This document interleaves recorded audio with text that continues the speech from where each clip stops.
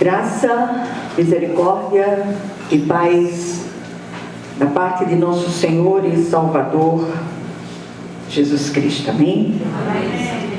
O culto de hoje eu queria, de uma maneira muito especial, oferecer ao Senhor em ação de graças, porque até aqui Ele tem me sustentado. Amém. Não tem sido fáceis os últimos tempos, mas se vocês querem ver a graça de Deus, olhem para mim. Estar de pé é uma ação visível dessa graça infinita, apesar de todos os pesares.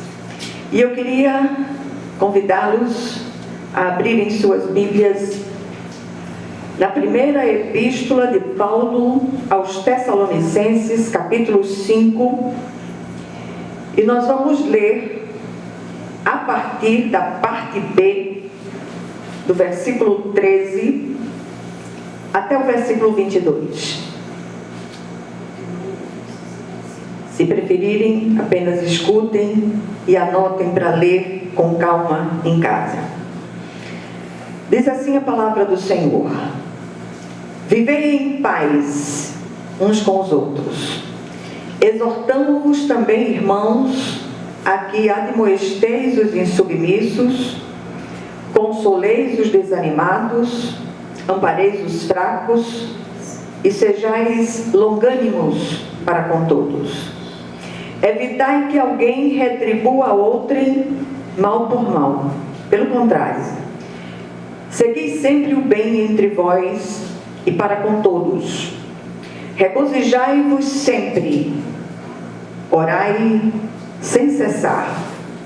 Em tudo dai graças, porque esta é a vontade de Deus em Cristo Jesus para convosco. Não apagueis o Espírito, não desprezeis as profecias, julgai todas as coisas, retende o que é bom, abstende-vos de toda forma de mal. Amém? Amém. Vamos orar. Senhor nosso Deus e nosso Pai Celestial, graças te damos, Senhor, porque até aqui o Senhor tem me sustentado, nos sustentado com a sua mão direita fiel. E isso, apesar de nós, não há mérito nenhum em nós. Tudo é pura graça de Deus, favor imerecido de Deus. E eu te glorifico, Senhor, por esses irmãos que têm estado comigo, ombro a ombro, no meio dessa travessia tão dolorosa que eu tenho feito nesses últimos tempos. E rogo a ti, Senhor, que o Senhor venha ministrar essa palavra de vida aos nossos corações no dia de hoje, em nome de Jesus. Amém. Meus amados, o desejo do nosso coração é encorajá-los para que vocês andem de modo a glorificar o Senhor, no cuidado e na responsabilidade uns com os outros. E nós temos insistido muito nos últimos tempos para que os irmãos se cuidem reciprocamente. O dever de cuidar não é apenas do pastor. Todos, num certo grau, pastoreamos. O texto lido faz parte das ordenanças finais do apóstolo Paulo aos cristãos ali em Tessalônica. Segundo um relatório trazido por Timóteo, alguns irmãos ali estavam andando desordenadamente. Realidade que já acontece desde aqueles dias. Paulo então escreve de Corinto para aquela comunidade, exortando-a a manter uma conduta digna e ordeira, tanto na comunhão dos santos, quanto na vida pessoal. E ao final da epístola, ele manda os preceitos que nós lemos. É interessante chamar a atenção da igreja para o fato de que o maior sermão que podemos pregar é com a nossa própria vida.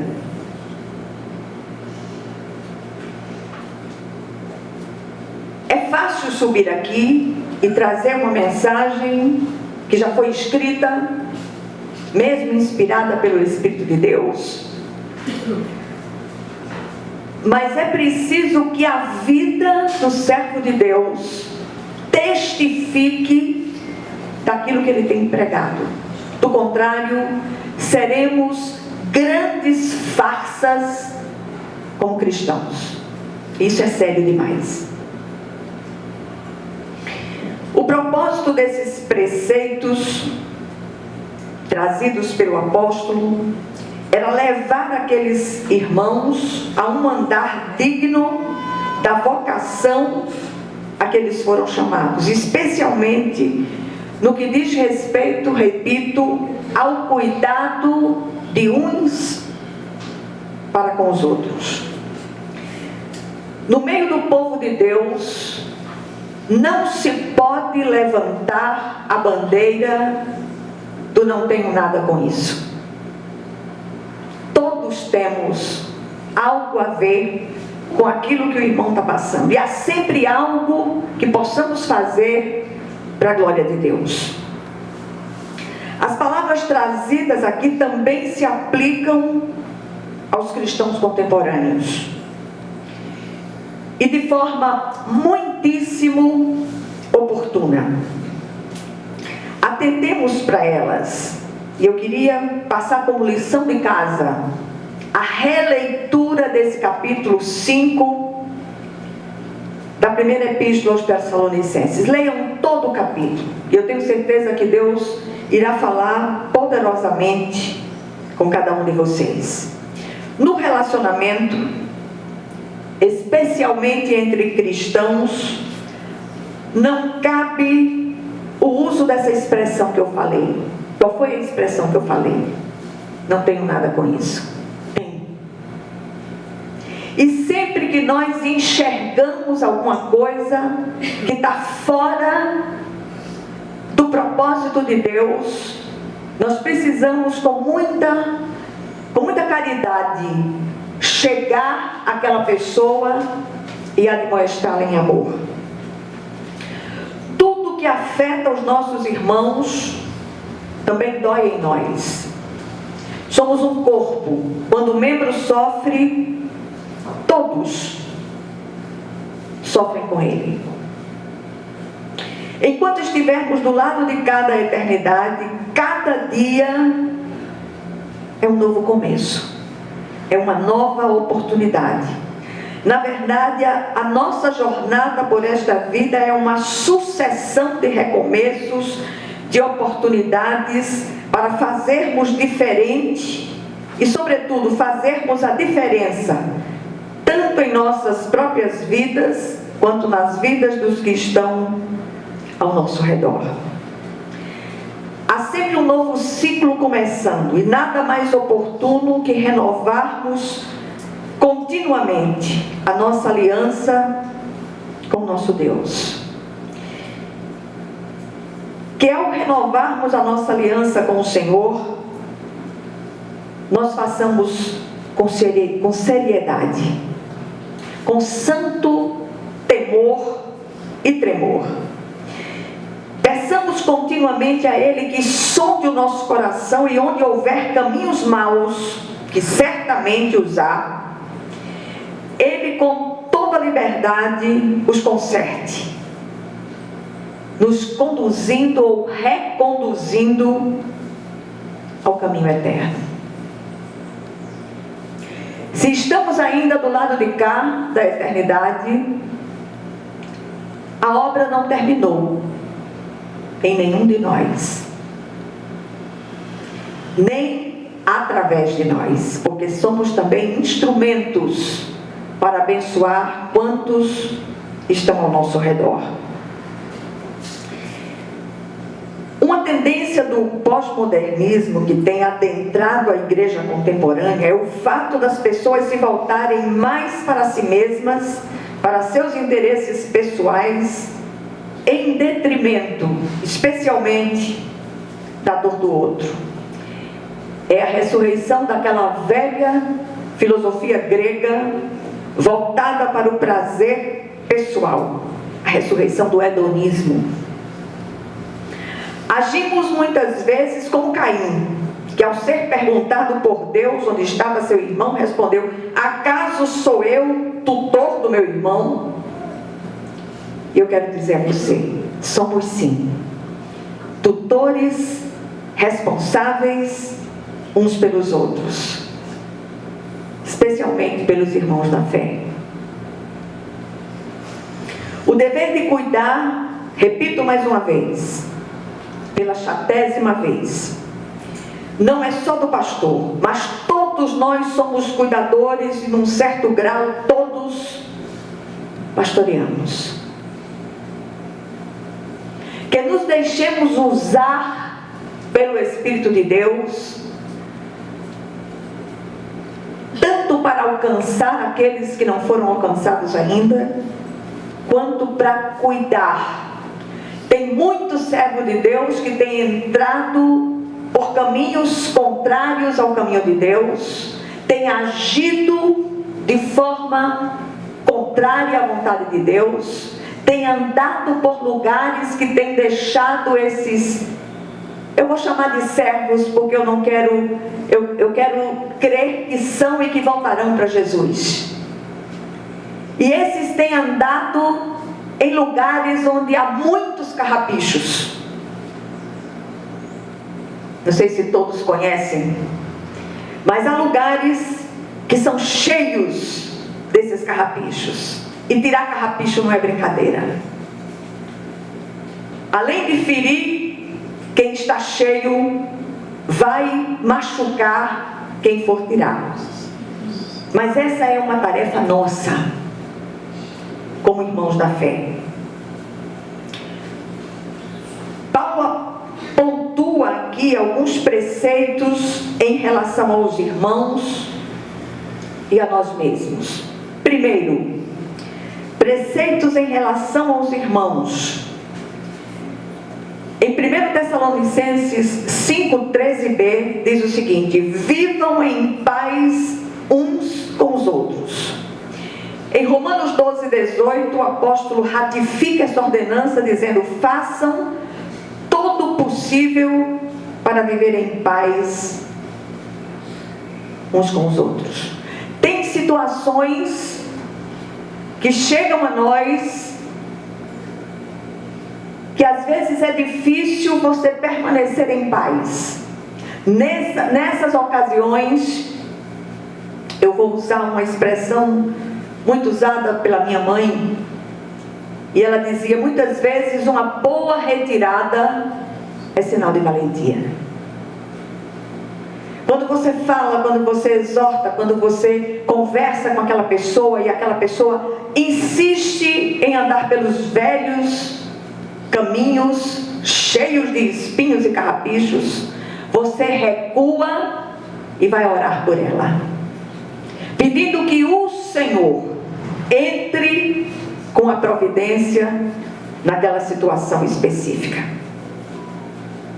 Em 1 Tessalonicenses 5:14-15 diz o seguinte: exortamos vocês, irmãos, a que advirtam os ociosos, confortem os desanimados, auxiliem os fracos, sejam pacientes para com todos. Tenham cuidado para que ninguém retribua o mal com o mal, mas sejam sempre bondosos uns para com os outros e para com todos. Em Em Efésios 4:2, o apóstolo diz: sejam completamente humildes e dóceis, e sejam pacientes, suportando uns aos outros em amor. A vida do cristão, depois da conversão, é um exercício contínuo de piedade. Só assim nós crescemos na graça e no conhecimento de Deus. Bem-aventurados os que já se foram, mas se nós ainda estamos aqui, a obra para ser feita em nós e através de nós. Em segundo lugar, ele traz preceitos em relação a nós mesmos. Em 1 Tessalonicenses 5,16, o apóstolo diz: alegrem-se sempre no Senhor. Filipenses 4,4, alegrem-se sempre no Senhor. Novamente direi, alegrem-se. Nunca se viu tanto cristão rabugento como no nosso tempo, reclamador. E eu queria dizer a você hoje: crente reclamão tem suas bênçãos confiscadas.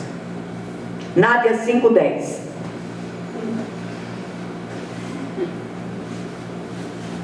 Eu tenho visto muitos perderem a bênção por conta da rabugice. Tem gente que você não pode dar um bom dia, que ela desfila um rosário de desgraça diante de você, como se Deus fosse incompetente para abençoar, quando na verdade aquelas situações são lixas espirituais para tratar determinadas áreas nas vidas daquelas pessoas. E eu queria dizer a você, eu queria dar um conselho. Se eu pudesse dar um conselho hoje, se eu pudesse não, que eu vou dar. Que eu possa, que eu não possa, eu vou dar. É melhor você cooperar. Dói menos. Vamos aprender mais rápido. Eu nunca vi tanto crente repetindo de ano. Crente que já devia ser mestre, continua no ABC da fé.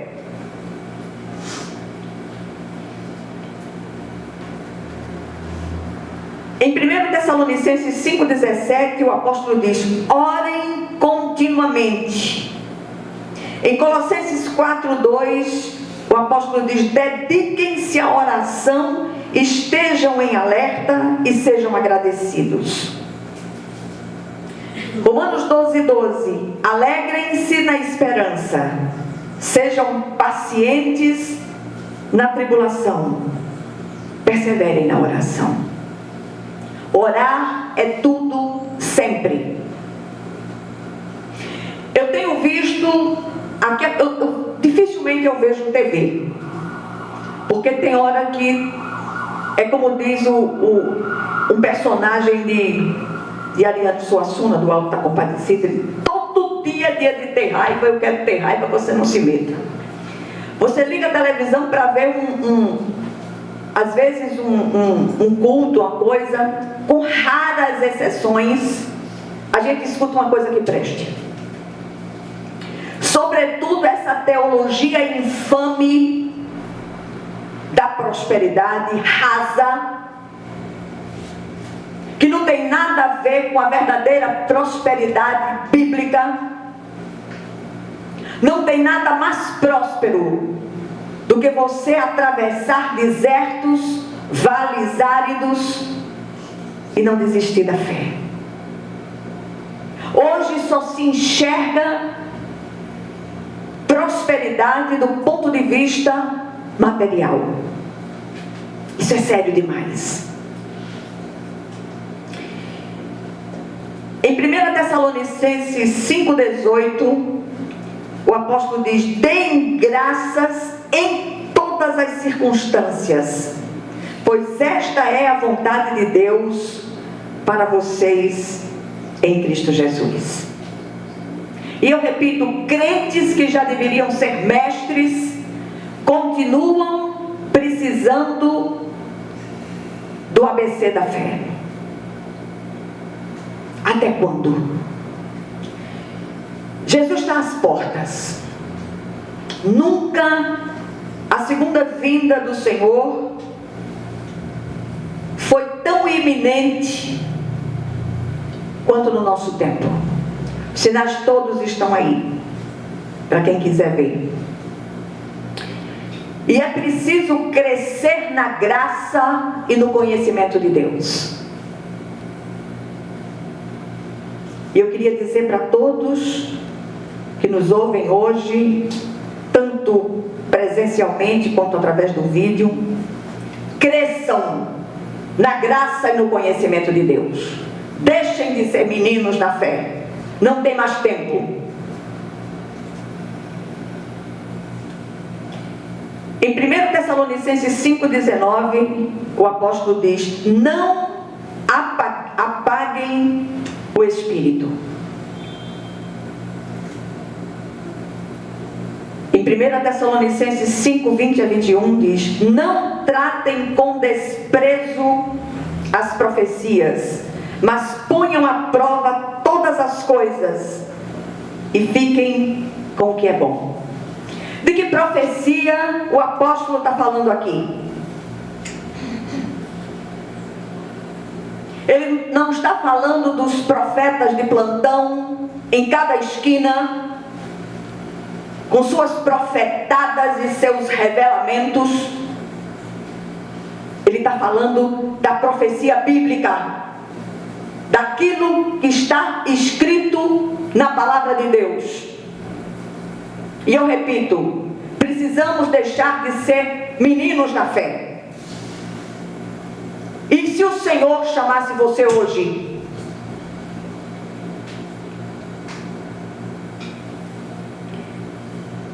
Em 1 Tessalonicenses 5:22, o apóstolo diz: afastem-se de toda forma de mal.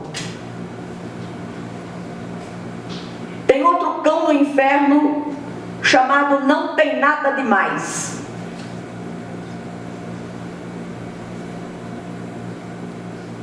E hoje, para justificar determinadas práticas e determinadas inclinações, nós ouvimos da boca de muitos que já deviam ser mestres, dizendo: isso não tem nada demais. Lá na frente tu vai ver se tem ou não tem. O que é que nós aprendemos nessa brevíssima meditação? Primeira coisa, fomos alcançados para ser canais da multiforme graça de Deus. E Ele nos confia a responsabilidade de aconselhar, cuidar, exercitar sobretudo paciência com os nossos irmãos. Aliás, é através deles que o fruto do Espírito é desenvolvido em nós. É na convivência. Conviver é atritar-se. E eu não estou falando de confusão, de encrenca, mas de aparar as arestas uns dos outros. Um dos maiores celeiros do fruto do Espírito é o relacionamento conjugal. O Senhor pega pessoas completamente diferentes e coloca para viverem juntas. E Ele faz isso não porque Ele é um Deus sádico, não. É porque Ele tem um propósito na vida de cada um deles. Todas as diferenças que vocês possam imaginar e não possam, havia no meu relacionamento conjugal. A começar pela diferença de idade, 27 anos. Visões, parâmetros completamente diferentes. Mas o relacionamento com meu marido foi o maior dos seminários. Não há um só seminário sobre a terra que pudesse ensinar o que foi aprendido ali. E ele continua me fazendo muita falta. O desejo do meu coração é que essa palavra não se perca. Que você se deixe ministrar por ela. Muitas vezes nós vemos uma visão romântica do relacionamento. Não é só isso não. Tem mais coisa. E eu queria dizer a você, deixe-se ministrar através do seu relacionamento. Segundo lugar, vou dizer, em outras palavras, o que eu acabei de dizer. A convivência é um grande exercício de piedade. Isso em todos os níveis, mas especialmente no relacionamento conjugal. Que nós atentemos para isto. E finalmente, para alívio de vocês, o segredo para avançarmos nessa estrada tão íngreme dos relacionamentos é manter a alegria no coração. Pela presença de Deus, pela sintonia com o trono da graça, através da oração contínua, termos um coração agradecido, mesmo a despeito das circunstâncias. Prestar atenção ao que diz a Santa Palavra de Deus, reter e praticar o que edifica diretamente e apartar-se de toda forma de mal. Nós estamos vivendo um tempo em que o mal tem se tornado cada vez mais sofisticado e esperto. O cristão, mais do que em qualquer outra época, precisa, como dizem os jovens, precisa ficar ligado. Tem muito crente de cara para cima, não olhando para o Senhor, mas distraído. E a última coisa que um cristão pode fazer em relação à fé é se distrair daquilo que tem sido ordenado na Santa Palavra de Deus. Que o Senhor, Ele aplique essa porção da palavra aos seus corações